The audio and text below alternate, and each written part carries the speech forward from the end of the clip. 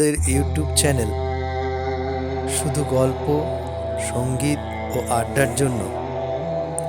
আজকের নিবেদন নেফ্রেটের মমি, লেখক সৌমাল্য সেন। আদিত্য আজ খুব খুশি, কারণ তার বাবা প্রফেসর অলঙ্কার ঘোষ তাকে ছুটিতে মিশর ঘুরতে নিয়ে যাবে। তিনি একজন বিখ্যাত ইতিহাসবিদ। এছাড়াও তিনি অনেক দেশের ভাষা জানতেন।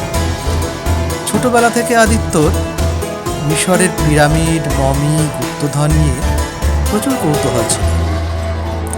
মিশর পৌঁছে আদিত্য সেগুলি দেখার জন্য আগ্রহী হয়ে ওঠে। পরের দিন একজন গাইড ও ড্রাইভারকে নিয়ে তারা পিরামিড দেখতে বেরিয়ে পড়ল। একে একে তারা খুফু, খাফরের, আবু সিম্বেলের মতো অনেক পিরামিড এবং পিরামিডের ভেতরে মমি, অস্ত্র, লিপি দেখে প্রসন্ন হয়েছিল। হোটেলে ফেরার পথে একজন মিশরীয় বৃদ্ধ ভিক্ষু হঠাৎ তাদের গাড়ির সামনে এসে পড়ে যায়। প্রফেসর ও ড্রাইভার গাড়ি থেকে নেমে বৃদ্ধকে তোলে। তার সামান্য আঘাত লেগেছিল, তাই তাকে গাড়িতে তুলে হোটেলে নিয়ে আসা হয়। সেখানে তাকে খাইয়ে সেবা করে সুস্থ করে তোলা হয়। প্রফেসর মিশরীয় ভাষায় বৃদ্ধের সাথে কথা বলে জানতে পারে তিনি নেফ্রেটের বংশধর। নেফ্রেট ছিলেন মিশরের রাজা তুতানখামেনের সভার একজন পণ্ডিত। তিনি ছিলেন অগাধ ধনরত্নের অধিকারী, কারণ তিনি হাতে হিরে তৈরি করতে পারতেন। জাদুবিদ্যায় তার ছিল অসামান্য দক্ষতা। তিনি রাজার ভাগ্য গণনা করে বলেছিলেন একটা মশার কামড়ে তার মৃত্যু হবে।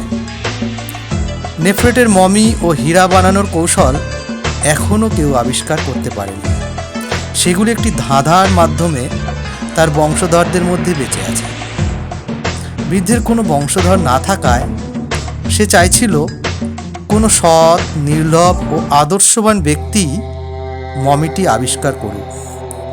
তাই সে প্রফেসরকে প্রাচীন হাইরোগ্লিফিক ভাষাতে ধাঁধাটি বলে। সেটা হলো, ঘুমিয়ে আছে বালুর দেশে একটা পাহাড় পূবের পাশে, 10-এর ছায়া যেথায় মেশে খুলবে কাঠ শিলার বসে। তাদের ড্রাইভার জানান পূর্ব দিকে একটা টিলার মতো পাহাড় আছে। পরের দিন সকালে তারা গাড়ি নিয়ে সেখানে চলে যায়। ড্রাইভার তাদেরকে ওখানে নামিয়ে কথা মতো পুলিশদের আনতে চলে যান। তারা দেখেন সকাল 10টায় টিলার ছায়া একটা বালির ঢিপির উপর পড়েছিল। আদিত্য তৎক্ষণাৎ সেই বালি সরাতে শুরু করে। কিছুক্ষণ পরে তারা দেখতে পায় একটা কাঠের পাটাতন, যার একপাশে একটা গোলাকার গর্ত। ধাঁধা অনুযায়ী তারা আশপাশ থেকে একটা সেই মাপের পাথর এনে তাতে রাখতেই কাঠের দরজাটা খুলে গেল। দরজার পেছনের আয়নায় সূর্যের আলোর প্রতিফলনে তারা দেখল একটা সিঁড়ি নিচের দিকে নেমে গেছে।